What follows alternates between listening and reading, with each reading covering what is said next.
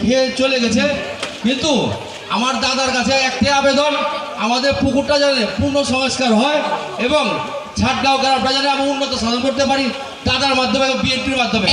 বাংলা মসজিদ, মাদ্রাসা, স্কুল, রাস্তাঘাট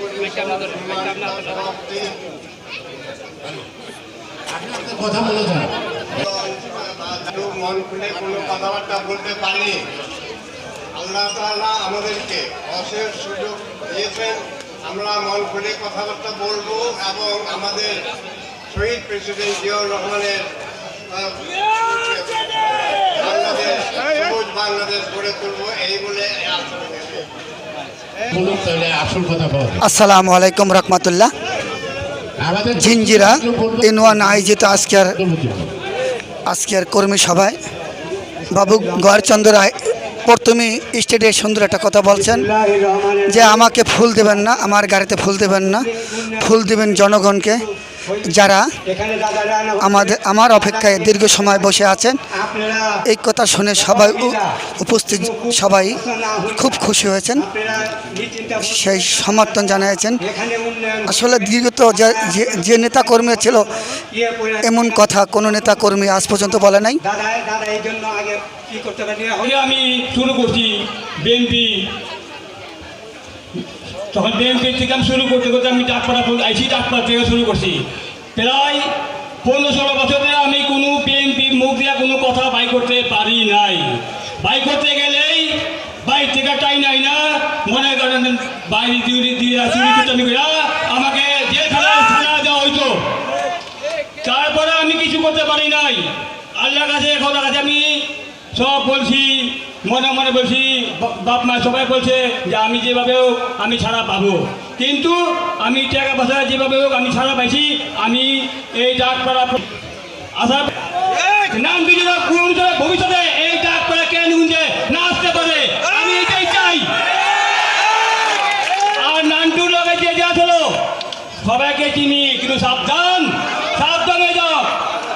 আর মাদক, এই মাদক যত চাঁদাবাজি মন্দাবাজি আমরা পছন্দ করি না। এই আমাদের কোমর আছে, আমরা সবাই মিটিং করছিলাম, কিন্তু এই ধরনের কেউ যদি কোনো কিছু করে তাহলে কিন্তু লগে লগে অ্যারেস্ট করে লগে ফোন করে দেব। আমরা 15-16 বছর ধরে যে অত্যাচার সহ্য করছি এটা না বলার কিছুই না। অনেক সময় রাস্তাঘাটে চলার সময় অনেক গালি খেয়েছি, অনেক খাবার খেয়ে আবার আমরা বিএনপির মুখ দেখছি।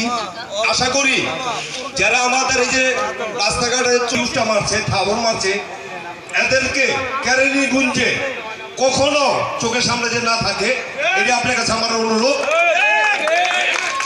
বলার কিছুই নাই। আমি আল্লাহর কাছে একটাই কথা বলছি, একদিন এই আমাদের বিএনপি আসবেই, কখনো হাল ছাড়ি নাই। মরতে রাজি আছি, কিন্তু বিএনপির ছাড়তে রাজি নাই ইনশাআল্লাহ। স্বৈরাচার আওয়ামী লীগ বহুত বড় বড় কথা কইছেন।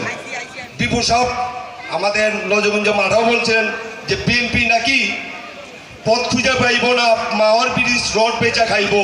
এখন তো আপনারা কাগজ টোকায় হওয়ার সময় পাইবেন না। আল্লাহ রহমতে রিক্সা চালায় মেহনত করতে পারেন, কিন্তু আপনারা পারবেন না। কারণ কেন? আপনারা চুরি রাস্তা দেখাইছেন, আপনাদের ছেলেরা আপনারাই শিখাইছেন চুরি করতে, কিন্তু আমরা চুরি করতে রাজি না। আমরা সৎ পথে চলতে রাজি আছি। তাদের কাছে একটা কথা বলবো, অনুরোধ, আমাদের এই যে পুরগুটা একটু আগে আমাদের সোহেল ভাই বলছে, আওয়ামী লীগ বড় বড় নেতারা, বড় বড় তেলাপোকারা টাকা ফাটা খায়া লুটপাট গেছে গা, মানে দেখাইছে এই সেইটা, মানে আমাদের লোভ দেখাইছে। অযথা নিজের ঘরে পাইলা ভাত নাই, চাইল নাই।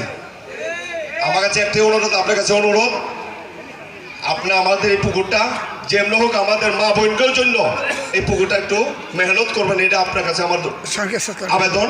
আসসালাম বলবো দাদার কাছে অকুল আবেদন, আপনি আমাদের জিঞ্জিরা ইউনিয়নে যে হাসপাতাল রয়েছে সেইখানে মহিলাদের জন্য নিরাপদে ডেলিভারি করার জন্য আয়োজন করবেন।